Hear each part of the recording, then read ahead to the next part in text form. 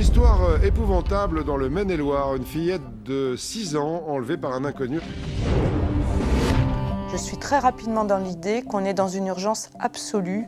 Et moi, ce qui m'importe, c'est surtout de retrouver Aurélia vivante et intègre. Le temps joue contre nous. Il faut aller vite. Parce que derrière, il y a la vie d'une enfant en jeu. La mobilisation a été massive et immédiate dès l'enlèvement de la petite Aurélia hier après-midi. Les recherches se sont poursuivies toute la journée et de gros moyens ont été mobilisés autour du village de Jalais. Il n'y a pas eu de limite sur ce dossier-là. Tout a été fait pour qu'on se donne une petite chance de la retrouver vivante.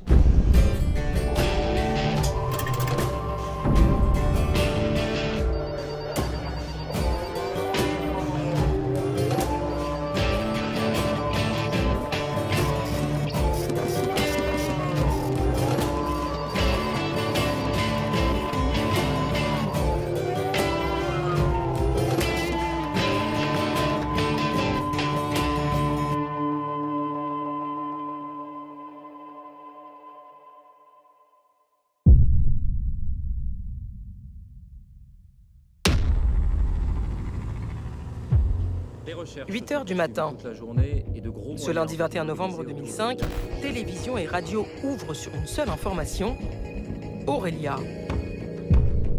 Tout est autour d'Aurélia. C'est-à-dire, moi, ce qui m'intéresse à ce moment-là, c'est que le visage de cet enfant soit connu de tout le monde et qu'on sache qu'elle a été enlevée. C'est la première fois que les médias sont mobilisés au service d'une enquête. À l'époque, le dispositif alerte enlèvement n'existe pas encore. Une femme décide de précipiter le cours de l'histoire. Brigitte Angibault, procureure de la République d'Angers. Il fallait un certain courage pour dire je prends la responsabilité de. Mais en même temps, le compteur qui tourne dans l'enlèvement d'un enfant est un compteur absolument dramatique. Chaque heure qui passe est une heure de vie en moins.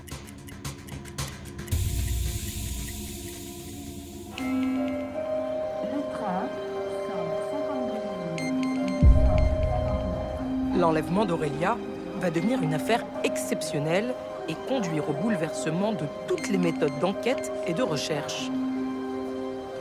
Il y aura un avant et un après, puisque cette disparition va mener à la mise en place d'un dispositif unique et colossal, Alerte Enlèvement. Plus de 10 ans après, j'ai décidé de retourner sur les lieux pour rencontrer les protagonistes de cette affaire et vous raconter l'envers du décor.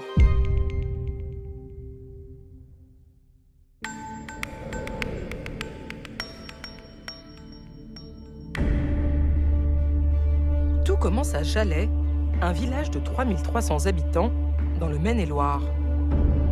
Ce dimanche après-midi, Aurélia, 6 ans, et sa sœur aînée Mélanie, 10 ans, jouent sur le parking de l'école, à 100 mètres de chez elle.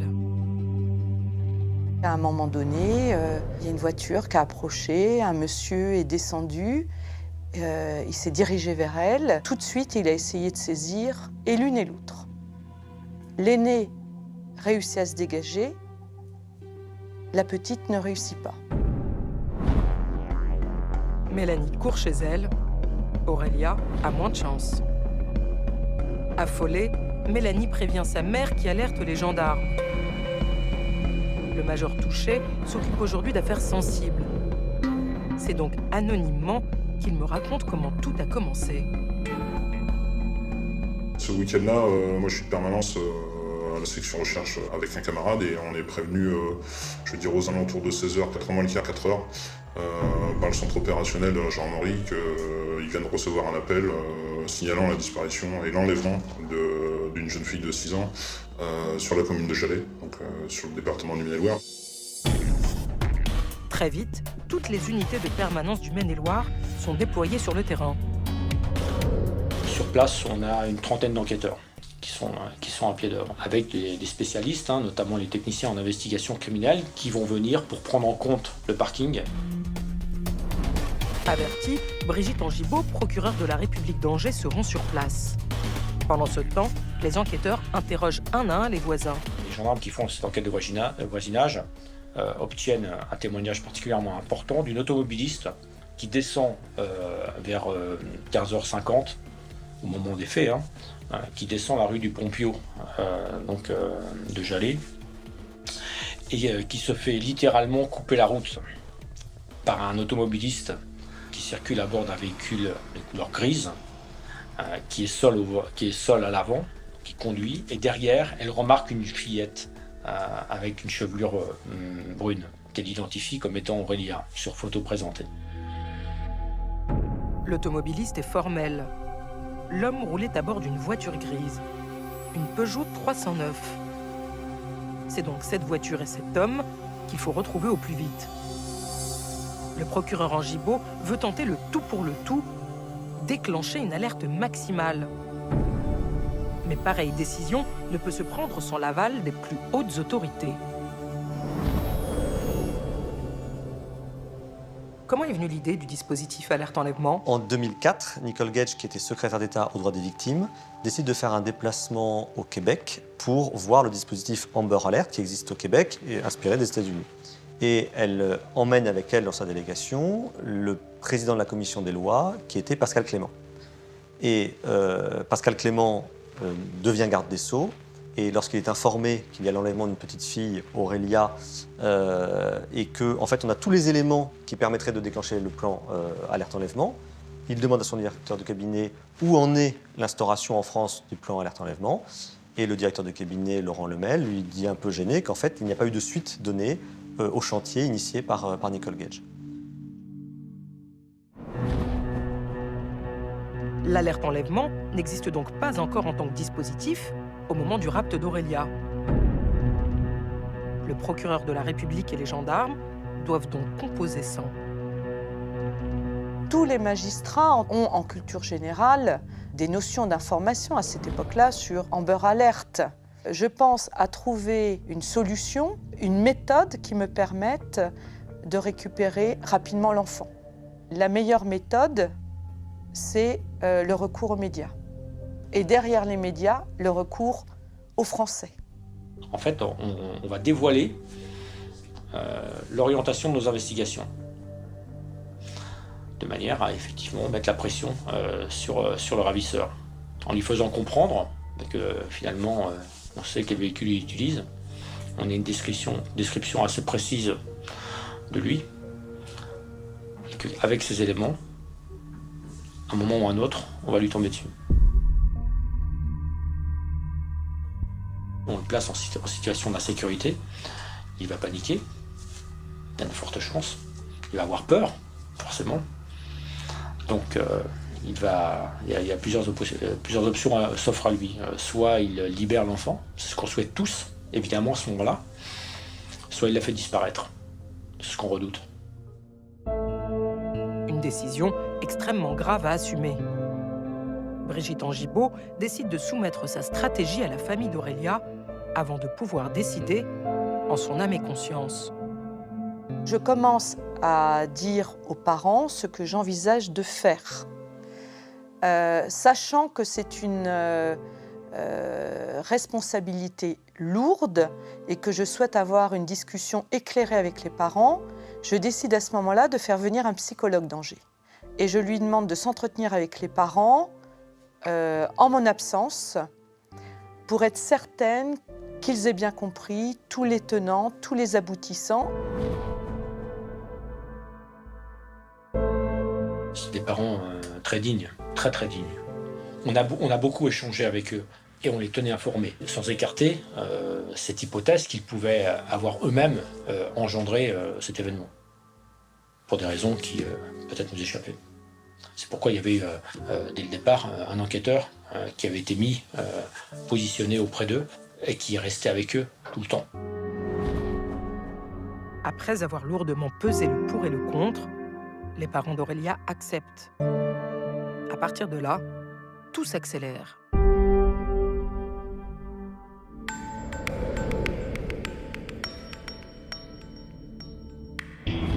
Le procureur Angibault s'entretient avec les enquêteurs et établit avec eux le plan d'alerte. La priorité, obtenir une photo récente d'Aurélia pour pouvoir la diffuser dans les médias. Encore faut-il que la famille en ait une.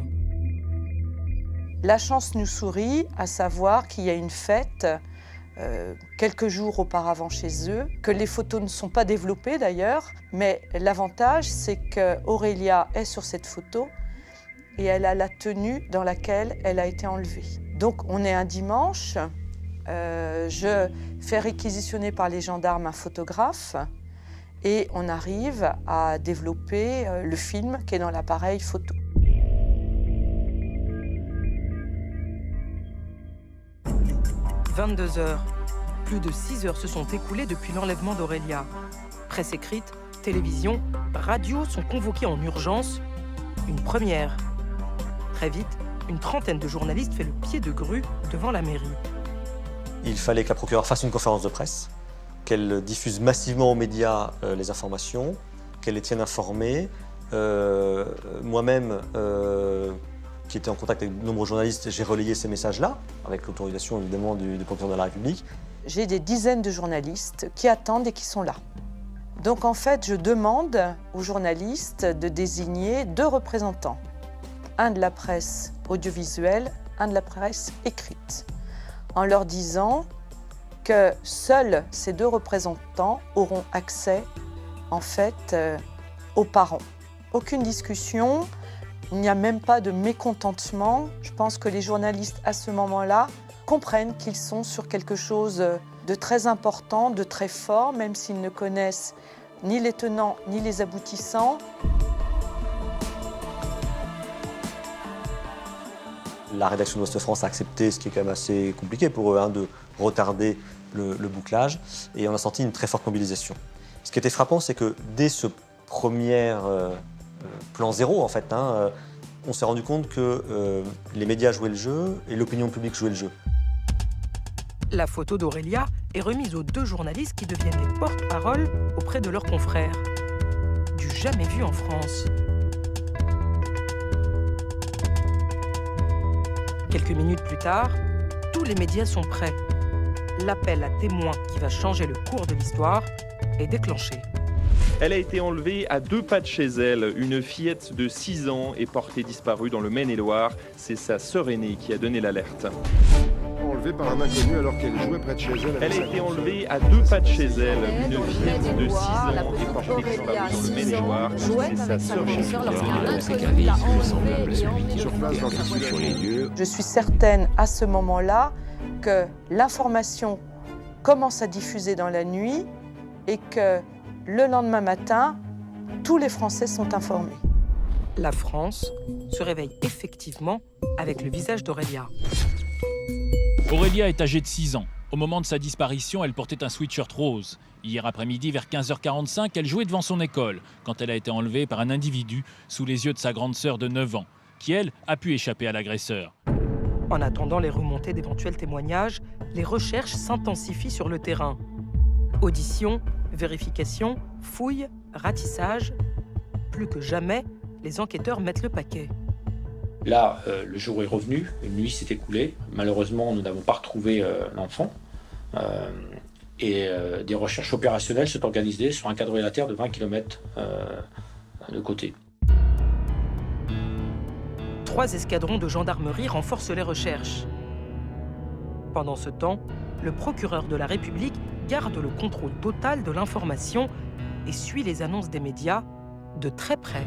Il y a un outil mis en place à la chancellerie qui permet en temps réel de recevoir des alertes audiovisuelles dès lors qu'une affaire est citée. J'actionne ce dispositif-là. Tout au long de la journée, Brigitte Angibault organise des points presse pour tenter de faire évoluer l'enquête et d'influencer le ravisseur. Lorsque la remise volontaire de l'enfant a eu lieu dans un délai inférieur à 7 jours, la peine encourue est ramenée à 5 ans d'emprisonnement. Ma priorité, c'est effectivement que les médias relaient les informations que je souhaite, que je distille au compte-gouttes pour arriver au but que je me suis fixé, c'est-à-dire que l'enfant soit rendu, c'est-à-dire que le ou les ravisseurs relâchent l'enfant. Pour sauver la vie d'Aurélia, le procureur va loin. À 21h, et parce que chaque seconde compte, elle s'adresse directement aux ravisseurs. Pour qu'eux aussi vivent à leur Aurélia et qu'ils comprennent que la France entière vit à leur Aurélia. et que leur seule possibilité, c'est de rendre l'enfant, qu'ils n'auraient jamais dû prendre. Au même moment, le PC chargé de l'enquête est mis en place à la mairie de Jalais, puis à la section de recherche d'Angers. Il se déplace au fur et à mesure de la montée en puissance des gendarmes. Une cellule d'enquête, c'est un groupe d'enquêteurs qui est dédié, qui se consacre à un événement ou à un phénomène. C'est aussi la cellule d'enquête qui, depuis Angers, gère les coups de téléphone reçus sur la ligne d'appel à témoins spécialement dédiée. Lorsqu'on lance le dispositif, il va y avoir toujours un numéro de téléphone qui va apparaître. Ce numéro de téléphone, il va permettre à toutes les personnes qui vont contacter la gendarmerie d'être pris en compte et de collecter l'information, de pouvoir l'analyser et, sur tous les témoignages qui semblent intéressants, pouvoir immédiatement le réorienter vers les services enquêteurs qui, eux, sont sur le terrain. Ce type de ligne peut présenter un intérêt à plusieurs époques d'une enquête. C'est-à-dire, il y a les renseignements de première urgence qui peuvent être communiqués, et puis ensuite, il y a des renseignements que l'on peut exploiter quelques jours après, et puis quelques semaines après, si malheureusement l'enquête s'enlise. Très vite, les appels affluent. C'est l'effervescence. Les enquêteurs les traitent les uns après les autres, sans négliger aucune piste. Est-ce que c'est une vengeance? Est-ce qu'il s'agit d'un individu qui est en mal d'enfant? Est-ce qu'il s'agit d'un prédateur sexuel? Est-ce qu'il s'agit de quelqu'un qui cherche à obtenir des fonds? Je ne sais pas. Pour l'instant, toutes les hypothèses sont ouvertes. À ce stade de l'enquête, le signalement de la voiture supposée du ravisseur, la fameuse 309, est l'élément le plus tangible. En attendant de nouvelles pistes ou témoignages, les gendarmes mettent les bouchées doubles pour retrouver cette voiture. Ça fait 24 heures maintenant et sur place, on a le sentiment que c'est une course contre la montre qui s'engage. Oui, c'est une course contre la montre. Alors d'une part, il va falloir vérifier les immatriculations de près de 1000 véhicules, 309 grises ici dans le Maine-et-Loire qui ont donc été répertoriés. Il va falloir retrouver leurs propriétaires, ce qui va être un travail assez long, assez fastidieux. Un autre élément pourrait néanmoins accélérer l'identification du propriétaire de la 309.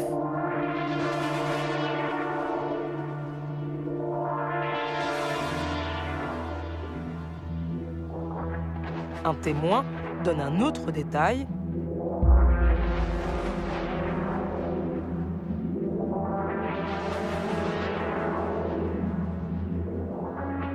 Il y avait un drapeau jamaïcain à l'arrière de la voiture. On a plusieurs membres d'une même famille qui vont être placés en garde à vue, être entendus longuement pour vérifier les emplois du temps. Parce qu'ils avaient un véhicule qui pouvait correspondre complètement. En fait, cette première piste sérieuse va s'éteindre d'elle-même, puisqu'en fait, on va arriver à les mettre hors de cause par leur emploi du temps. Une immense déception pour les gendarmes, relatée en temps réel par les médias qui suivent l'enquête quasiment en direct. 4 personnes, je vous le disais, ont été placées en garde à vue, mais les enquêteurs annoncent qu'elles vont être libérées. L'enquête est dans l'impasse. Et cela fait 28 heures qu'Aurélia a été enlevée. Pour multiplier les chances de retrouver la fillette, fait rare à l'époque, une équipe de profileurs est appelée en renfort. Ils nous disent que pour eux, c'est quelqu'un du secteur, ce qui nous conforte dans cette orientation. Ensuite, un certain nombre d'éléments, mais qui sont très hypothétiques. Probablement seul, qui a une motivation sexuelle. Et j'avoue que je vois arriver la nuit avec une certaine anxiété. Ouais. Parce que je me dis que c'est la deuxième nuit, et que là, que ça va être difficile. Et que je crains une échéance. Vous craignez qu'elle soit morte? Oui.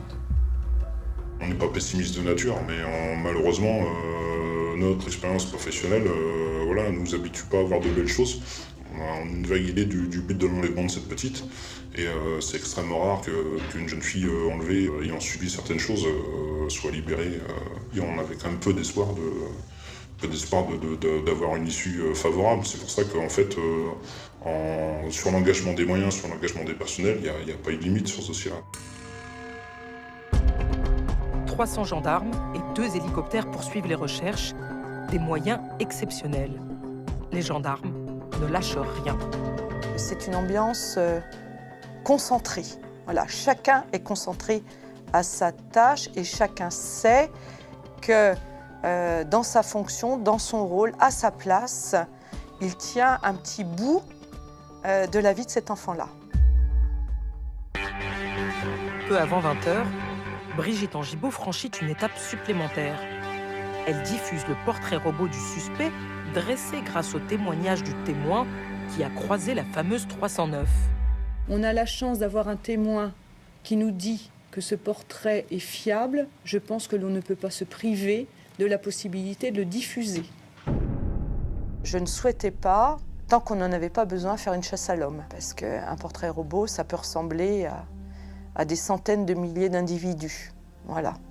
Donc l'idée, c'était de se concentrer sur un certain nombre d'éléments et pas automatiquement de s'éparpiller.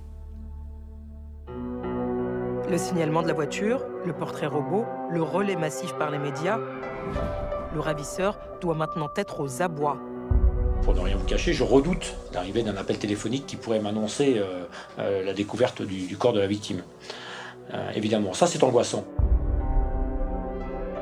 Je commence à me dire que le délai de 24 heures est passé, que pour l'instant, la pression mise par l'intermédiaire des médias ne fonctionne pas. Ce que veut dire pudiquement le procureur, c'est que dans ce genre d'affaires, passé 24 heures, les chances de retrouver l'enfant vivant deviennent très minces. Près de 30 heures après la disparition d'Aurélia, les gendarmes reçoivent un étrange appel. Une personne qui habite Cholet, voilà, qui signale qu'elle vient me recueillir à son domicile. Il est 21h15. Une jeune fille, une fillette, qui dit qu'elle s'appelle Aurélia, qu'elle a froid et qu'elle veut rentrer chez elle. Elle n'est pas prostrée complètement, même si elle ne dit pas grand-chose. Quand elle se présente chez les personnes qui la recueillent, elle explique pas ce qui est arrivé, mais elle explique que c'est Aurélia, qu'elle est enlevée et qu'on vient la déposer dans la rue. Les gendarmes foncent sur place pour récupérer la fillette. En route, ils préviennent le procureur. Et là, je me souviens tout de suite de la question que j'ai posée immédiatement, c'est vivante. Et là, mon interlocuteur me dit oui. Bon, là, c'est le soulagement. Aurélia est vivante. Elle a été relâchée. C'est une victoire pour tous. Même si personne ne sait encore ce qu'elle a pu subir et que son ravisseur est toujours dans la nature. L'objectif est quasiment atteint. Voilà, c'était ce qu'on souhaitait, la retrouver. Le reste, je n'ai pas de doute. C'est peut-être un peu présomptueux, mais je sais qu'on l'aura. Pour moi, c'est plus qu'une question de temps. Ce que j'ai même dit, c'est une question d'heure. Je le sais. Parce que ce qui est en place va nous amener à lui. Inévitablement. Je suis contente de retrouver ma fille, saine et sauve. Aurélia va très bien. Aurélia, elle nous attend. On va aller la rejoindre. Forcément, il y a des émotions. Et de voir aussi ses parents. Ses parents, enfin l'angoisse qui était la leur. On ne peut pas rester insensible à ça, bien évidemment. Tous ceux qui étaient là sont émus, bien évidemment. Là c'est le moment émotion, voilà. Mais le moment émotion qui doit vite être mis entre parenthèses parce que il faut que chacun retourne aux investigations. Des investigations qui, en principe, débutent par l'audition de la victime pour obtenir un maximum d'éléments pouvant conduire au ravisseur. Mais le procureur Angibault en décide autrement. Le choix que je fais à ce moment-là, c'est de privilégier l'hospitalisation de l'enfant. C'est-à-dire de privilégier la santé sur l'enquête. Aurélia, 6 ans, est vivante. Elle a été retrouvée hier soir à Cholet, dans ce quartier en construction. Il était 21h15 lorsqu'elle a sonné chez cet habitant. L'homme l'a immédiatement reconnu et a prévenu la police. Mardi matin, la France se réveille avec la bonne nouvelle. Mais côté enquête, la traque continue. Aurélia a passé la nuit à l'hôpital, en sécurité auprès de ses parents.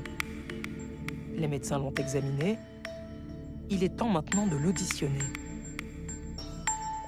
Les enquêteurs s'adaptent, entre guillemets, au fait qu'elle soit une enfant. Donc, elle est entendue dans un cadre... D'abord, elle est entendue à l'hôpital, dans un cadre aménagé, pour recevoir donc l'audition de mineurs.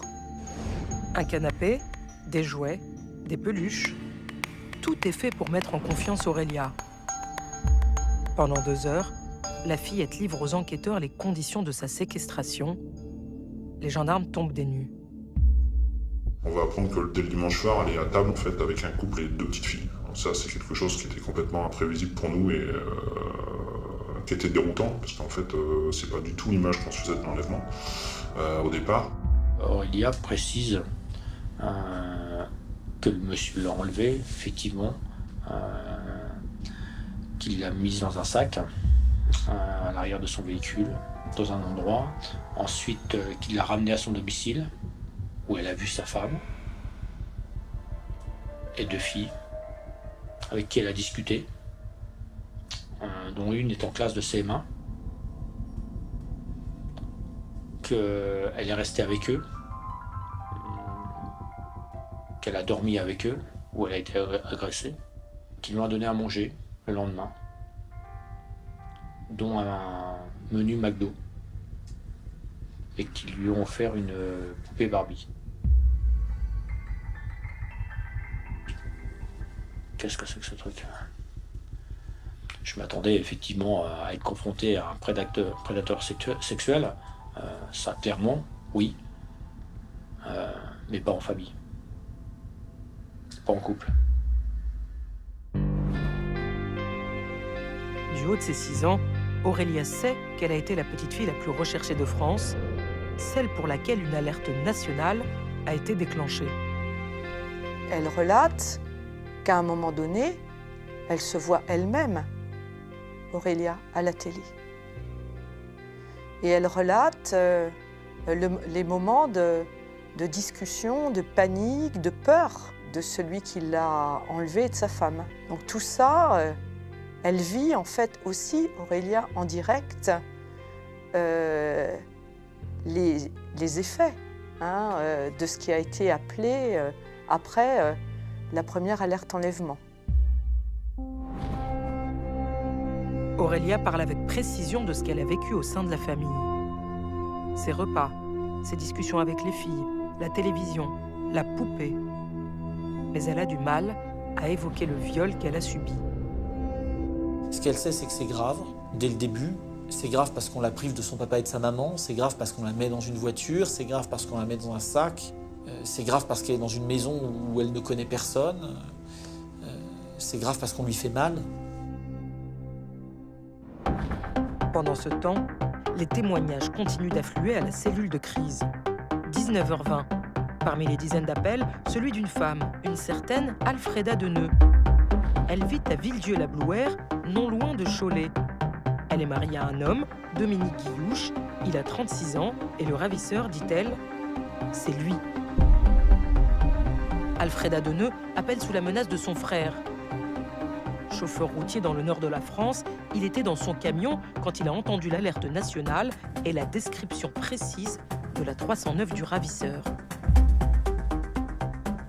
Donc il va appeler sa sœur et puis il va lui dire mais il était où Dominique dimanche quand je suis passé parce que t'as vu ce qu'il y a à la télé, Dominique n'était pas là, la voiture qui est décrite c'est la sienne, ou ça ressemble très fortement à la sienne et il ne sait pas dimanche Dominique. Et donc sa sœur qui s'appelle Alfreda va paniquer et va lui dire que effectivement c'est Dominique à l'origine de l'enlèvement de la petite. Une épouse qui dénonce son mari sous la contrainte de son propre frère, une femme qui serait complice, selon le témoignage d'Aurélia. Il est urgent d'arrêter ce couple, car il risque de prendre la fuite.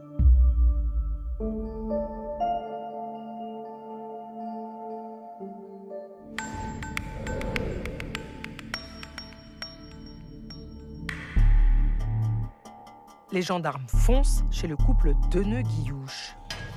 Grâce à l'audition d'Aurélia du mardi matin, nous on sait qu'elle a été séquestrée dans l'habitation. On sait dans quelle chambre elle est séquestrée, dans quelles conditions elle est séquestrée. On sait qu'elle a eu des rapports imposés par le couple dans la nuit de dimanche à lundi. Donc on sait que la dame qui appelle, en dehors du fait qu'elle nous signale que c'est son mari qui est l'origine de l'enlèvement, on sait qu'elle est impliquée directement sur des agressions sexuelles sur la petite Aurélia. Lorsque les gendarmes arrivent, le couple est chez lui. Guillouche est prostré, c'est Alfreda qui accueille. Voilà, il n'a aucune réaction, il est emmené. Une perquisition a lieu au domicile, sur place, voilà. On trouve donc Guillouche, son épouse, Alfreda Deneux, et les deux petites. Les deux petites filles du couple sont prises en charge par les services sociaux. Alfreda Deneux et Dominique Guillouche, eux, sont interpellés. Une information judiciaire est ouverte pour enlèvement et séquestration. 2 juges d'instruction sont nommés pour poursuivre les investigations. Le directeur d'enquête, Joël Kerlot, reste à la tête des opérations. Je demande à ce que le couple soit ramené à l'issue de la perquisition au PC d'enquête pour qu'on puisse organiser et dérouler leur garde à vue. Il me faut un enquêteur aguerri et chevronné, donc je désigne le major touché. L'enjeu pour le major touché, faire parler Dominique Guillouche. Il doit le mettre en confiance, instaurer un climat rassurant pour qu'il puisse parler. Et le courant passe entre l'enquêteur et le gardé à vue. Dominique Guillouche se met à table. Il explique que depuis des années, il a ce fantasme, celui d'enlever un enfant. C'est tellement fort que, en fait, quand il va avoir enlevé Aurélia, quand il va arriver à la maison, quand il décrit la scène de l'arrivée à la maison, il faut imaginer, c'est un truc de fou quand même. Hein. Il arrive devant son pavillon, il sort un sac de sport de la voiture, et c'est pas des courses ni des vêtements qu'il y a dedans, c'est une petite fille de 6 ans. Et en fait, il va franchir la porte, il va aller dans sa chambre, il va poser le sac, il va aller chercher sa femme, et quand il rentre dans sa chambre, il ouvre le sac, il dit à sa femme, bah, ça y est, c'est bon, j'en ai une. Dominique Guillouche raconte en détail la captivité d'Aurélia, jusqu'au moment où Alfreda et lui, dit-il, l'ont violée. En fait, ils avaient ce qu'ils cherchaient à avoir et ils ont fait avec ce qu'ils avaient envie d'en faire. Donc, sur l'implication des deux, il n'y a pas de doute. Sur la perversion du couple en lui-même, voilà, sur le fait de tomber sur un couple de pédophiles, on n'a pas de doute sur ce coup-là. Dominique Guillouche reconnaît avoir élaboré une stratégie pour maintenir Aurélia sous emprise, pour en faire, dit-il, son esclave.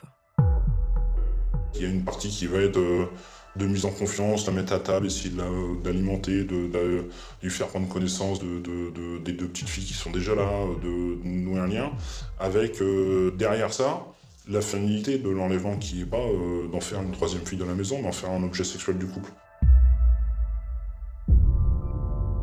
Dominique Guillouche est disert. De son côté, sa compagne Alfreda Deneux est beaucoup moins bavarde. La seule chose qui lui tient à cœur, c'est de convaincre les gendarmes qu'elle n'a aucune responsabilité dans l'enlèvement d'Aurélia. Elle explique que lorsque Dominique Guillouche prend sa voiture, elle n'a absolument pas idée de ce qu'il est parti faire. Et c'est quand il revient avec la petite fille que là, elle a conscience qu'il a fait une bêtise, comme elle dit, tu t'as fait une connerie. Ça, c'est ce qu'elle dit dans ses déclarations. Et puis ensuite, immédiatement, elle dit « il faut la rendre ». Si Alfreda Deneux tente de minimiser son rôle, Dominique Guillouche, lui, continue de s'épancher. À propos d'Aurélia, mais pas seulement. Il raconte aux gendarmes effarés qu'il a déjà commis une série d'enlèvements et d'agressions sexuelles. Les victimes sont nombreuses, très nombreuses. Après avoir évoqué les 15 à 20 agressions sexuelles et viols dont il va me parler, il va évoquer les tentatives d'enlèvement. Et là, on va s'apercevoir qu'en fait, en 2 ans, ils en ont commis une demi-douzaine. Et la grande surprise, c'est d'apprendre qu'en fait, Deneux Alfreda participe à ces tentatives d'enlèvement. De 2003 à 2005, avec sa femme, ils ont essayé à plusieurs reprises, et avec sa femme et avec sa petite fille. Donc ils font des sorties d'école, même avec la petite fille dans le réhausseur, à l'arrière. Contrairement à ce qu'elle dit, Alfred Adeneux a donc un rôle bien actif dans le processus criminel du couple. Les investigations qui ont suivi dans le cadre d'une cellule d'enquête ont permis de recenser 16 victimes d'agressions sexuelles perpétrées par Guillouche et sa compagne et 5 tentatives d'enlèvement. À l'issue des gardes à vue, le couple est mis en examen pour enlèvement, séquestration et viol, et incarcéré. Reste à retrouver les victimes, faire le tri dans les déclarations du couple, déterminer les responsabilités de chacun en attendant le procès qui permettra de les juger.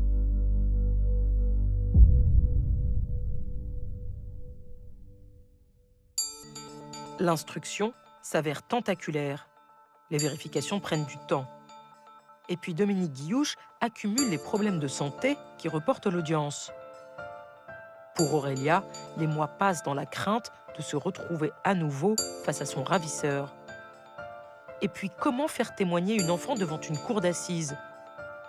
Aurélia, mais aussi sa grande sœur Mélanie, qui a été témoin du rapt.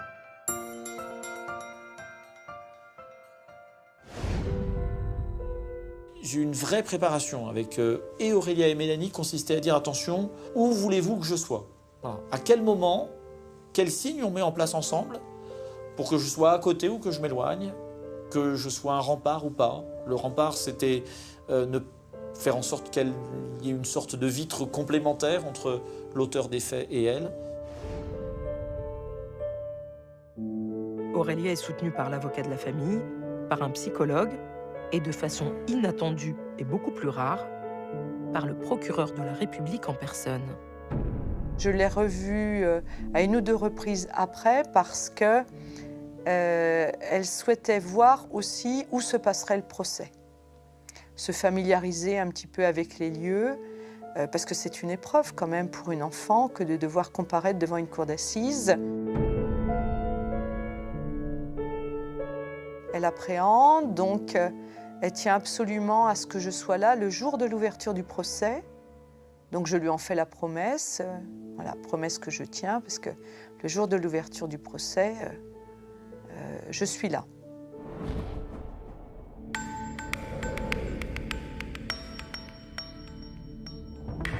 Quatre ans après l'enlèvement d'Aurélia, le procès de Dominique Guillouche et d'Alfred Adeneux s'ouvre devant la cour d'assises d'Angers. Le couple doit répondre du rapt et du viol d'Aurélia, mais aussi de viol et d'attouchement sur 12 fillettes et pour 6 autres tentatives d'enlèvement. Des faits commis entre 1994 et 2005. Dominique Guillouche et Alfred Adeneux risquent tous les deux jusqu'à 30 ans de réclusion criminelle. En fait, il y a une grosse pression de tout le monde, une grosse pression pour les magistrats, pour le jury, pour les gens qui sont présents, pour les avocats, pour la défense, pour les enquêteurs qui vont être amenés à témoigner. Les victimes étant mineures, le procès se tient à huis clos partiel. Seule la presse a accès à la salle d'audience. Mais au moment de l'arrivée de Dominique Guillouche, les journalistes parviennent à saisir quelques images de l'accusé qui fait une déclaration pour le moins surprenante. Je regrette tellement que je souhaiterais la peine de mort. Lorsqu'Aurélia entre dans la salle d'audience, la fillette aperçoit un visage connu et rassurant. Elle a une réaction spontanée. Les avocats de la défense ont suscité un incident d'audience parce qu'Aurélia a embrassé Madame le procureur Angibault et que l'on trouvait que dans le contexte de l'époque, cette proximité était assez malvenue et risquait un petit peu d'alourdir l'ambiance des débats. Mes confrères ont souhaité que Madame Angibault, qu'il soit interdit à Madame Angibault d'être présente dans la salle. Ils ne tenaient pas compte, ils ne prenaient pas en compte ce qu'était cette petite fille encore. Aurélia, en 2009, elle a 10 ans. Cette petite fille-là, qui elle a le courage d'être là, qui demande à la procureure qui a tout fait pour qu'elle soit encore là, d'être présente. Mais là, on avait un moment qui était un moment qui devait appartenir à cette petite fille. Et d'une certaine manière, on avait envie de lui voler. C'est ce qui, à l'époque, m'avait profondément choqué. C'est de leur responsabilité de faire un incident sur ce genre de choses. Je pense qu'ils n'étaient pas du tout dans la compréhension de ce que pouvait ressentir une enfant. Je trouve que c'est dommage qu'ils soient passés à côté de ça. Et qu'en tant qu'être humain, en tant que parent peut-être pour certains, ils n'aient pas eu cette compréhension-là. L'incident conduit à une suspension d'audience jusqu'à ce que les esprits se calment. Alors seulement, du haut de ses 10 ans, Aurélia fait face à ses agresseurs. Elle tient la tête droite. J'ai en mémoire cette image de Guiouche d'un côté qui tient sa tête dans les mains, qui est baissée dans le box, qui veut que personne ne le regarde, et de ce petit bout de petite fille qui fait face à la cour d'assises et qui raconte ce qu'elle a vécu. Un moment unique. Je n'en ai pas vécu d'autres comme ça dans ma carrière. Je me souviens de deux choses. L'expression de la souffrance qui était la sienne, mais dite avec beaucoup de sobriété. Et l'expression, dans la bouche d'un enfant, ça a beaucoup de place, du mal et du bien. Voilà. Ce qu'il a fait est mal. Il m'a fait mal et ce qu'il a fait est mal. Et ça avait un véritable retentissement. Aurélia n'est pas la seule victime à faire face au couple.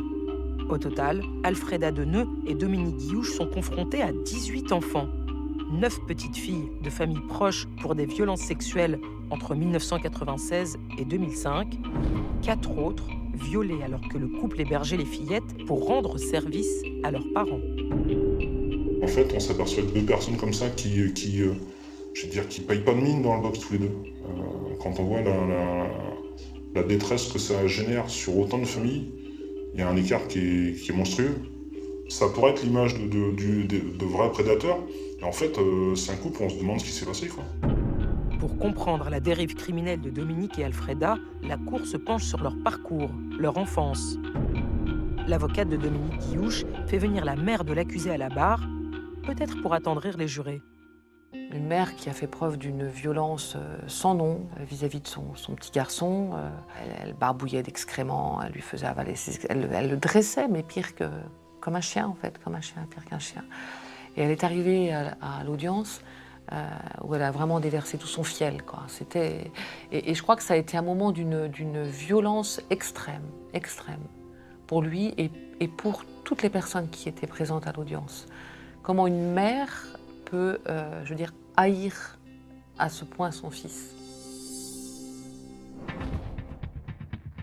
Si le couple Guiouche-Deneux a fonctionné en binôme dans les enlèvements et les agressions d'enfants, c'est en tant que couple divorcé qu'ils s'affrontent désormais dans le box des accusés. Lui disant « c'est de ta faute si j'en suis venu là parce que tu n'étais pas l'épouse que tu aurais dû être » et elle disant « c'est toi qui est complètement malade de ce type de situation ». Voilà, de renvoi permanent. On n'a jamais eu de reconnaissance des deux qui auraient considéré qu'ensemble ils ont commis des faits, etc. Dans ce contexte, difficile de savoir qui est le dominant et le dominé. Alfreda Deneux, elle avait une dynamique psychologique qui était un petit peu particulière. Dans le cadre des expertises, il a été démontré qu'elle avait une altération de son discernement. Je dirais que dans cette histoire, elle n'est pas chef d'orchestre, elle a surtout cherché, et c'est quelque chose qui est assez souvent revenu dans le procès, à faire plaisir à son mari. Et si Dominique Guiouche n'avait pas rencontré Alfreda, et si Alfreda n'avait pas rencontré Dominique Guiouche, Dominique Guiouche, il n'a jamais fait de tentative d'enlèvement quand il était avec sa précédente compagne, alors que ses fantasmes, ses pulsions, il les avait à ce moment-là. Elle a alimenté, elle est rentrée dans ses fantasmes. Elle lui a permis de les réaliser, évidemment. L'autre question qui agite les débats, c'est la notion de libération volontaire. Car si elle est avérée, elle peut réduire considérablement la peine du ravisseur. La libération d'Aurélia est-elle due au dispositif alerte enlèvement ou à un choix délibéré? Le couple risque 5 ans de prison si la libération était voulue, 30 ans s'ils l'ont fait sous la contrainte. C'est une libération contrainte. Elle est contrainte par la pression sociale, par la pression collective qui qui conduit l'auteur des faits à vouloir libérer l'enfant parce que ça devient insupportable. C'est certain que c'est la pression des médias qui fait que, d'une part, il libère l'enfant, et d'autre part, elle dénonce son conjoint. Ça, c'est clair. Parce que Aurélia, qui a été le témoin de tout cela, le dit. C'est-à-dire qu'elle a assisté aux disputes au sein du couple. Elle a assisté au fait que lui sombrait totalement, se mettait à pleurer parce il était en train de réaliser tout le battage médiatique autour de ce qu'il avait fait. Du côté de la défense, bien sûr, l'interprétation de la libération d'Aurélia est tout autre. Dominique Guiouche, il est incapable de raisonner en termes de conséquences juridiques sur la peine vis-à-vis des jours où il va séquestrer Aurélia. Ça, ce sont des professionnels ou des personnes qui ont une intelligence certaine. Pas Dominique Guiouche, ça, c'est pas possible.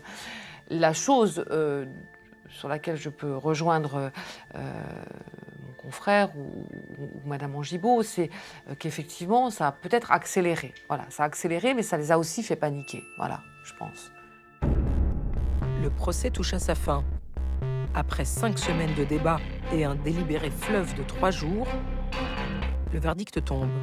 Merci à vous pour toutes ces précisions, Denis Sébastien. Le verdict est tombé lors du procès en assises de Dominique Guiouche. Ce père de famille pédophile a été jugé pour avoir violé ou sexuellement agressé 18 fillettes de 2 à 14 ans. Il a été condamné à 20 ans de prison, assorti d'une peine de sûreté de 14 ans.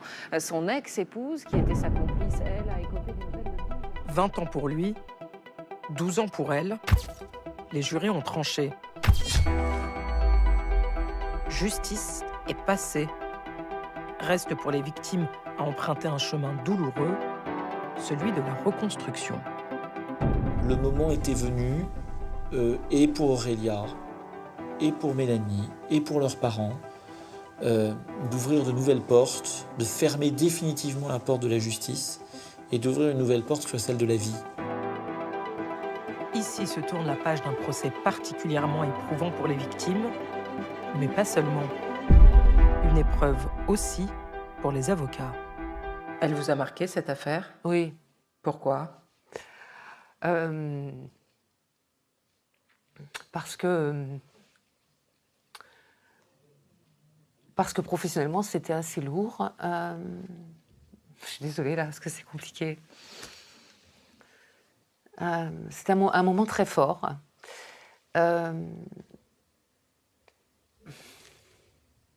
Je trouve qu'assurer la défense des intérêts de Guiouche était quelque chose de lourd, finalement. Avec ce poids de la solitude, le poids de se sentir quelquefois l'avocat du diable.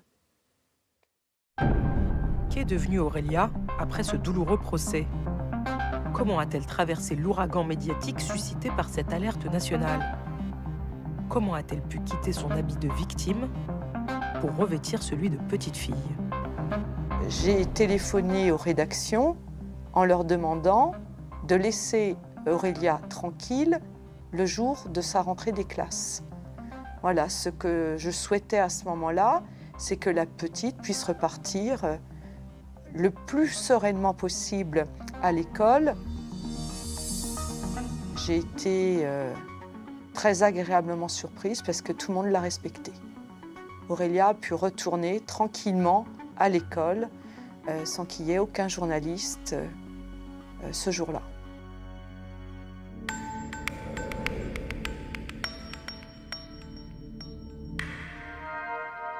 Aurélia a 18 ans aujourd'hui. Elle vit toujours chez ses parents, à quelques mètres de l'endroit où elle a été kidnappée enfant et poursuit ses études. Aurélia m'avait dit 1 ou 2 ans plus tard, j'aimerais un jour être avocate. Et je lui ai dit, bah, écoute, tu verras, mais merci de dire ça. Sa famille a décidé de l'éloigner des médias pour la préserver. Un silence pour mieux oublier. Le choix qu'a fait cette famille, et je pense que c'est un bon choix, c'est de ne pas réduire leur existence à cette affaire, c'est-à-dire que chacun continue à cheminer. Aurélia la première, et c'est bien, c'est ce qui doit être. le parking de l'école où Aurélia a été enlevée a été détruit et réaménagé. Le temps passe, mais les souvenirs restent.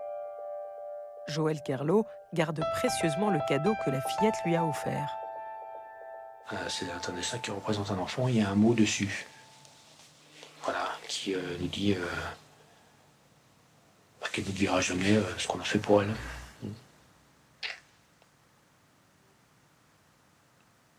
Et il est où ce dessin? Chez moi.